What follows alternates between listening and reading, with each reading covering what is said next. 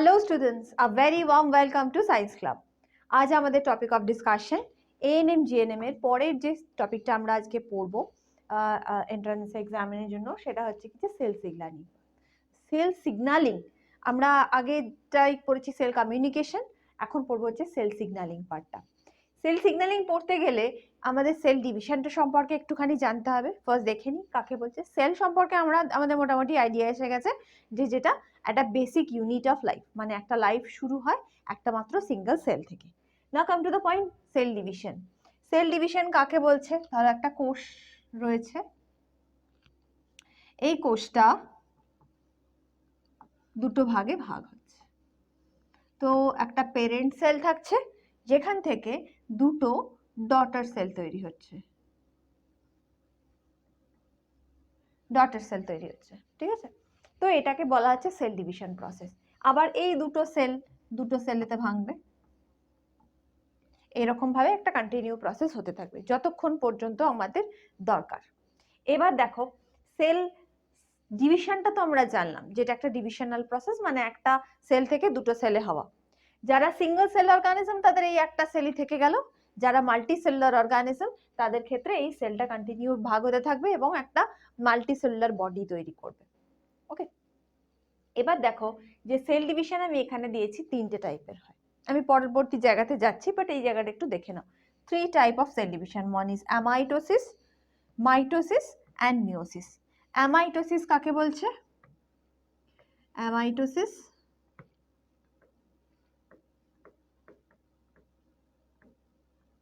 ধরো একটা সেল রয়েছে, সেই সেলটা কোনোভাবে মাঝখান থেকে ভেঙে টুকরো হলো।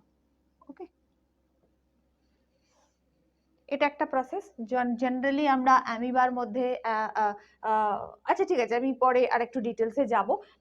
মানে বেসিক্যালি বলতে পারি যে আমরা অ্যামাইটোসিস একটা এক্সাম্পল না দিয়ে আমরা যদি বলি যে অ্যামাইটোসিস হচ্ছে একদম লোয়ার গ্রুপের যে ইন্ডিভিজুয়াল গুলো তাদের মধ্যে পাই, এককোষী প্রাণীদের মধ্যেই অ্যামাইটোসিস প্রসেসটা আমরা পাই জেনারেল ওয়েতে। দেন মাইটোসিস হচ্ছে আরেকটু অ্যাডভান্স টাইপের, অর্থাৎ ইউক্যারিওটিক যে কোষগুলো থাকে সেই কোষের মধ্যেই আমরা এই মাইটোসিস জিনিসটা পাই। দেহকোষের মধ্যে এই ডিভিশনটা হয়। দেহকোষ, আমাদের যত দেহকোষ রয়েছে সেই দেহকোষের মধ্যে এই ডিভিশনটা হয়ে থাকে। অ্যামাইটোসিস কি, মিওসিস কি? মিওসিস হচ্ছে কি যে জনন কোষ।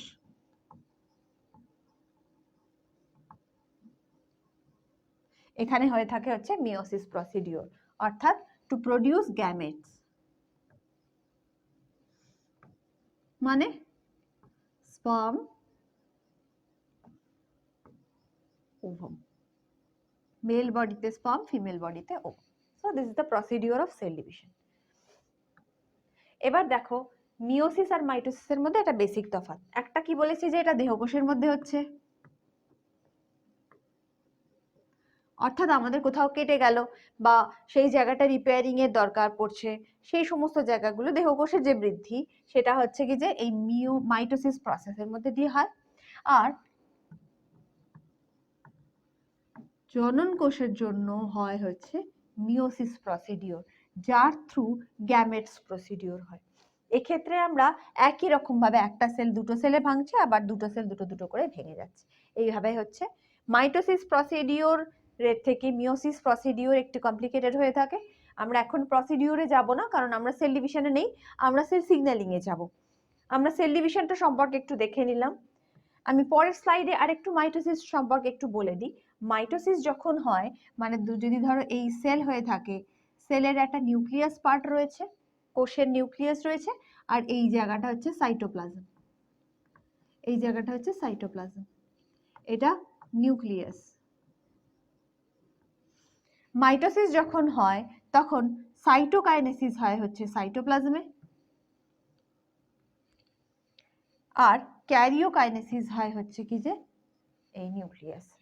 ক্রোমোসোমের ডিভিশনকে ক্যারিওকাইনেসিস বলছি, সাইটোপ্লাজমের ডিভিশনকে বলছে হচ্ছে সাইটোকাইনেসিস।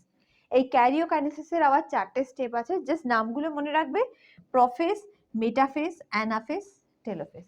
যদিও মিওসিসের ক্ষেত্রেও কিন্তু আমরা এই প্রোফেজ, মেটাফেজ, অ্যানাফেজ, টেলোফেজ পাই, কিন্তু দুটো স্টেপেতে যায়। আগের ছবিটা দেখো, এই একটা স্টেপ আসছে, সুতরাং prophase, metaphase, telophase, prophase 1, metaphase 1 এরকম ভাবে যাবে, প্রোফেজ 1, মেটাফেজ 1 এরকম ভাবে যাবে। দেন আবার যখন পরের স্টেপেতে আসবে তখন এই স্টেপেতেও কিন্তু ওরকম প্রোফেজ 2, মেটাফেজ 2 এরকম ভাবে আসবে। So this is the general of cell division. এবার দেখো সেলটা ডিভাইড করার জন্য আমাদের সেল সাইকেলের মধ্যে ঢুকতে হয়, ঠিক আছে? একটা সেল, সে ধরো একটা সেল এই রয়েছে, এই সেলটা ডিভাইড করবে, ফাইনালি ডিভাইড করে দুটো সেলে ট্রান্সফার হবে, এবং এই দুটো সেল আবার দুটো সেলে ট্রান্সফার হবে না, তো এটা একটা সাইক্লিক ওয়ে থেকে চলতে থাকে, এটা সাইক্লিক প্রসিডিওর। এই সেলটাকে ভাঙার জন্য, দুটো সেলে ভাঙার জন্য তার আগের কিছু প্রিপারেশন থাকে। এই সেলটা যখন দুটো ডিভিশন হয়ে যাচ্ছে, তার মানে আমরা ভেঙে যাচ্ছে, তখন এটাকে বলছি হচ্ছে ডিভিশন, সেল ডিভিশন, বিভাজন, কোষ বিভাজন। কিন্তু বিভাজনের আগের স্টেপটা কি? সেটাই হচ্ছে সেলের preparation time, cell preparation period. Cell নিজেকে প্রিপেয়ার করে টু ডিভাইড, যাতে ও ডিভাইড করতে পারে। এই জায়গাটা আমরা কি পড়বো? এই জায়গাটা হচ্ছে কি যে এই পোর্শনটা, অর্থাৎ যার থ্রু সেল নিজেকে প্রিপেয়ার করছে, প্রিপারেশনাল ফেজ। এটা তিনটে স্টেপের মধ্যে আমরা ভাগ করি। 1, growth and development, DNA replication, preparation for division, and finally সেলটা ডিভাইড করে যায়। এটাকে আমরা এরকম ভাবে লিখি, G1, S, G2 and M। M মানে হচ্ছে কি যে ডিভিশন পার্ট, ডিভিশন মানে হচ্ছে এখানটাতে আমরা ওই প্রোফেজ, মেটাফেজ, অ্যানাফেজ, টেলোফেজ পাবো। Okay, so this is the crude part, এই অংশটা। G1, S, G2। G1 এর ফুল ফর্ম হচ্ছে gap phase 1, S synthesis, synthesis phase. Synthesis ফেজের কাজ আমাদের মেইনলি পড়তে হবে কাজগুলো, এই ডিএনএ রেপ্লিকেশন, এখানটা যেটা আমি সেকেন্ড দিয়েছি, ডিএনএ রেপ্লিকেশন হচ্ছে কি যে সিনথেসিস ফেজের কাজ। গ্রোথ এন্ড ডেভেলপমেন্ট হচ্ছে গ্যাপ ফেজ 1 অর্থাৎ G1। সিনথেসিস হচ্ছে ডিএনএ তৈরি করছে, ডিএনএ সিনথেসিস করছে।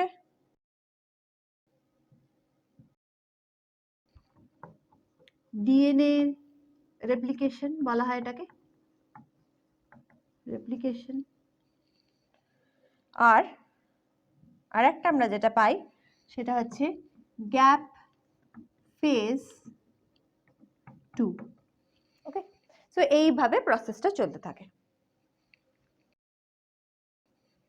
এবার দেখো এটা একটা সাইক্লিক ওয়েতে চলে, আমি এক্ষুনি বললাম যে G1, S, G2 দেন M ফেজ অর্থাৎ ডিভিশন ফেজ, ঠিক আছে?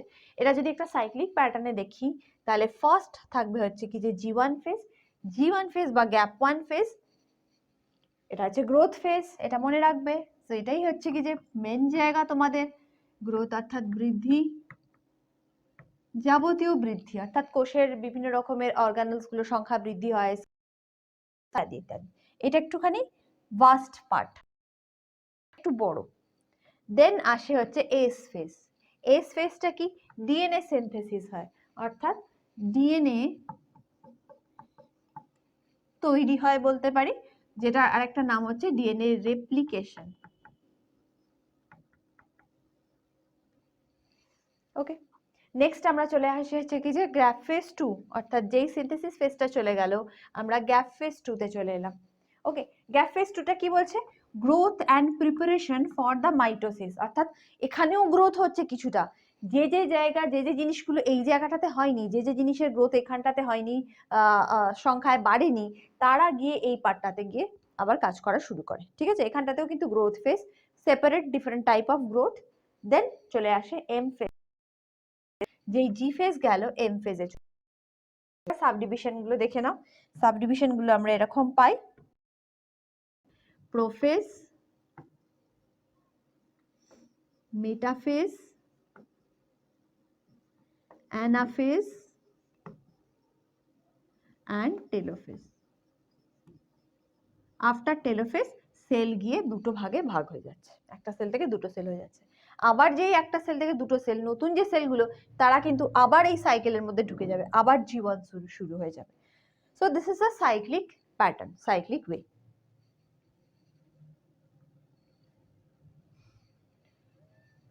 এখানে আমি একটা টার্ম দিয়েছি দেখো, interface time.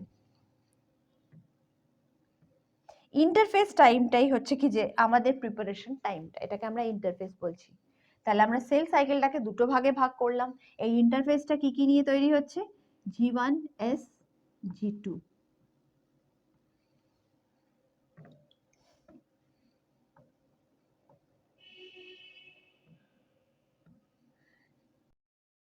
G2, whereas division পার্টটা কি থাকছে? Division part,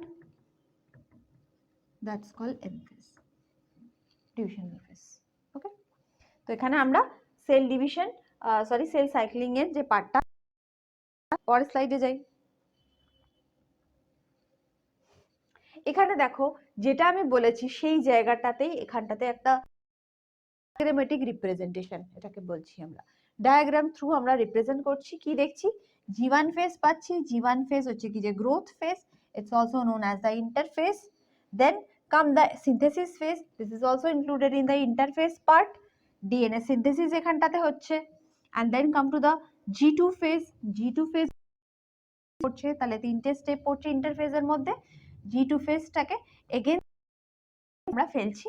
then finally the M phase বা ডিভিশনাল ফেজ, যেখানের মধ্যে মাইটোসিস পার্টটা হচ্ছে। Mitosis as well as cytokinesis. Cytokinesis মানে কি এখানে টার্মটা? Cytoplasm division, division of cytoplasm.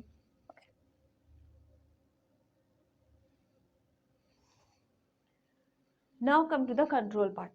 ওকে, তাহলে আমাদের এই যে সেল সাইকেল আমরা যে পড়ছি, সেল সাইকেলের একটা উদ্দেশ্য রয়েছে। সেটা কি কি?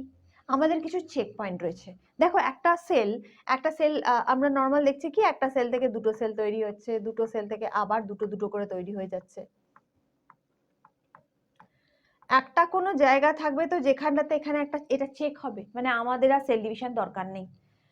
সেই জায়গাটাই হচ্ছে কি যে আমাদের চেক পয়েন্ট বলা হচ্ছে, বা কন্ট্রোল, সেল সাইকেলের কন্ট্রোল পয়েন্ট, যেটাকে আমরা চেক পয়েন্টও বলে থাকি। চেক পয়েন্ট, ঠিক আছে? এই সেল সাইকেলের মধ্যে কিছু চেক পয়েন্ট রয়েছে। যদি চেক পয়েন্ট ঠিক মতো কাজ না করে তাহলে unnatural cell growth that leads tumour. Okay, unnatural cell growth হয়ে যায়, সেটাকে বলা হয় টিউমার। তো এইটাকে কন্ট্রোল করার জন্য আমাদের যে মেকানিজম সিস্টেম, সেগুলো হচ্ছে কিছু চেক পয়েন্ট। আমাদের পড়তে হবে কোন কোন জায়গায় চেক পয়েন্ট গুলো থাকে। G1 নাম বললাম, 1 is the G1 check point. অর্থাৎ আগের ছবিটা যদি দেখি তাহলে এই পার্টটা দেখো, এখানে যেখানে G1 রয়েছে এই জায়গাটাতে হচ্ছে আমরা পাচ্ছি হচ্ছে একটা চেক পয়েন্ট। দেন পাচ্ছি কি, তো 1 চেক পয়েন্ট। সেকেন্ড ওয়ান কি, এস ফেজে একটা চেক পয়েন্ট থাকছে।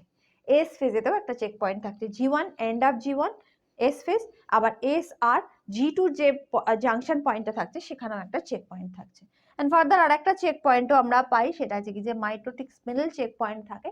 এটা একটু কমপ্লিকেটেড পার্ট, বাট নর্মালি আমরা তিনটে চেক পয়েন্ট বা রেগুলেটরি সিস্টেমের নাম পড়ি that control hour cell division at a proper way. তাতে হয় কি যে আনন্যাচারাল সেল গ্রোথটা থেকে আটকায়। ওকে, তো এখানে আমরা দেখলাম যে সেল সিগন্যালিং এবং সেল যে কমিউনিকেশন পার্টটা সেটা কিভাবে কমপ্লিট হচ্ছে। So here we complete our first part. Next ক্লাসের জন্য তোমরা পরের ক্লাসে জয়েন করো। So till then keep learning. Thank you.